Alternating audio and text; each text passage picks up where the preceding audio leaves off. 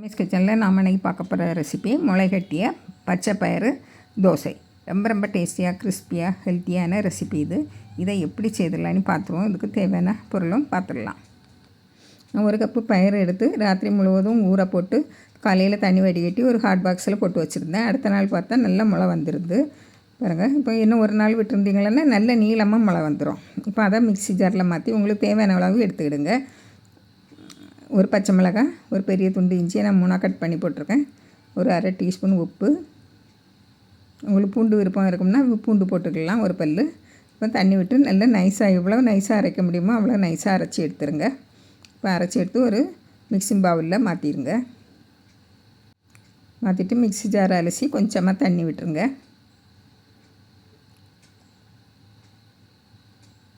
ரொம்ப அதிகமாக தண்ணி விட வேண்டாம், பார்த்து விட்டுவிடுங்க. இப்போ ஒரு கால் கப்பு அரிசி மாவு நான் போட்டிருக்கேன்.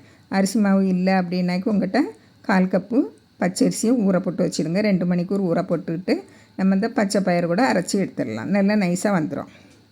இப்போ இதில் தேவையான அளவு தண்ணி விட்டு நல்லா கரைச்சி விட்டுக்கிடணும். உப்பு காணம் இல்லைன்னா உப்பு போட்டுக்கலாம்.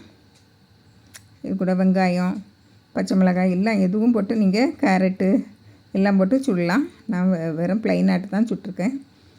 பாருங்கள், தோசைக்கல் நல்லா சூடான உடனே நம்ம தோசையாட்டு விட்டுடலாம். நல்லா கிறிஸ்பியாக வரும். நீங்கள் நல்லா நிறைய எண்ணெய் விட்டு நீங்கள் செய்தீங்களன்னா கிறிஸ்பியாக வரும். நான் கொஞ்சமாக எண்ணெய் விட்டுருக்கேன்.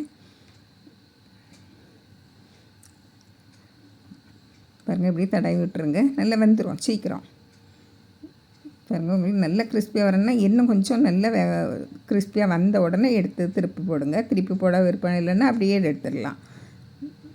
பாருங்கள், நல்ல கிறிஸ்பியாக இருக்கும். இதே மாதிரி மற்ற எல்லா மாவுலேயும் நம்ம தோசை சுட்டுடலாம். இது சுட சுட சாப்பிட்டா ரொம்ப அருமையாக இருக்கும். இது கூட தேங்காய் சட்னி வச்சுருக்கேன்,